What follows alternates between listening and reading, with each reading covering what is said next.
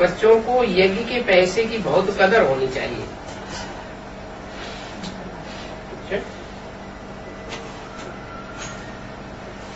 यज्ञ के पैसे की कदर होनी चाहिए। और कोई बाहर से पैसा मिल जाए तो यज्ञ से पैसा नहीं मिला, बाहर से किसी दूसरे ने दे दिया तो उसकी कदर नहीं होनी चाहिए।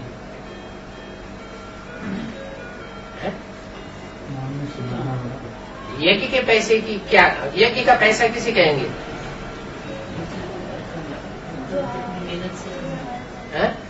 यज्ञ का पैसा किसे कहेंगे?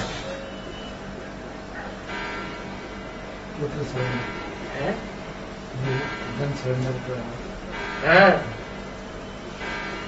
ये यज्ञ है, यज्ञ पिता का। यज्ञ पिता के यज्ञ में जो भी धन स्वाहा किया जाता है, कौन स्वाहा करेंगे? शूद्र स्वाहा करेंगे या ब्राह्मण स्वाहा करेंगे? जो ब्राह्मण स्वाहा करते हैं, बाप के बच्चे बनते। पहली शर्त तो है बाप के बच्चे बने, मुखवंशावली ब्राह्मण हो। मुखवंशावली ब्राह्मण कब बनते हैं? बाप के घर में जन्म ले, बाप के बच्चे बने, बाप की बात माने मुख से निकली हुई। तो ऐसे बच्चे जो बाप के मुख से निकली हुई बात को मानने वाले ब्रह्मा मुखवंशावली बच्चे हैं, उनकी कमाई का धन यज्ञ में अर्पण होता है। वो अर्पण हुआ धन यज्ञ का हो गया। उस यज्ञ की एक एक पाई, एक एक अन्न के दाने की बहुत वैल्यू हो जाती है, बहुत कदर होनी चाहिए। क्योंकि इसी ही धन से भारत स्वर्ग बनता है। क्या कोई शूद्र ने दे दिया, अब वो यज्ञ का धन तो है नहीं। जैसे और धर्म संप्रदाय होते हैं, तो कोई भी काली कमाई है, ब्राह्मण बने या नहीं बने, वो दे देते हैं, धर्माऊ निकाल देते हैं, दे देते हैं। तो उससे स्वर्ग बनने वाला नहीं है। स्वर्ग किससे बनेगा? जो यज्ञ में ब्राह्मणों का कमाया हुआ धन आता है, यज्ञ में अर्पण किया जाता है, उस धन से स्वर्ग बनेगा। तुम अपने ही कमाई से अपने लिए अपनी राजधानी स्थापन करते हो। क्यों? इस धन में क्या खास बात है जो इस धन से ही स्वर्ग बनता है?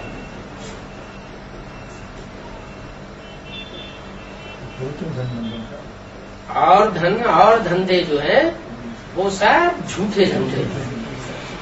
सब धंधों में नुकसान भी है और सब धंधे दुनिया के झूठे धंधे। ऐसा कोई भी दुनिया का धंधा नहीं रहा कलयुग के अंत में जो झूठा न हो जाए। सब धंधे झूठे। एक सच्चा धंधा बाप आकर के सिखाते हैं, और बाप है सच्चा। सच्चा बाप आकर के जो रुद्र यज्ञ रचते हैं, उस रुद्र यज्ञ में जो धन स्वाहा किया जाता है वो भी सच्चा है। इसलिए कहते हैं बाप के हाथ में दिया तो 21 जन्म वर्षा मिलेगा, और गुरुओं के हाथ में दिया, कोई मनुष्य गुरु के हाथ में, तो 1 जन्म का फल देगा। तो ऐसा क्यों कहा? क्योंकि एक सच्चा है और बाकी सब झूठे हैं। एक के हाथ में एक हाथ देने वाला और एक हाथ लेने वाला। तीसरे को पता भी न लगे। अगर पता भी लग जाता है तीसरे को, तो भी उस धन की कीमत कम हो जाती है, कदर कम हो जाती है।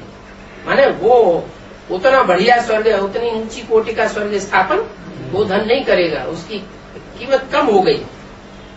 तो इसलिए बताया कि यज्ञ के पैसे की बहुत कदर होनी चाहिए, क्योंकि इसी से भारत स्वर्ग बनता है। इसी से माने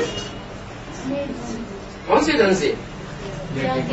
यज्ञ में अर्पण किया हुआ, यज्ञ पिता को अर्पण किया हुआ जो धन है, उस धन से ही स्वर्ग बनता है।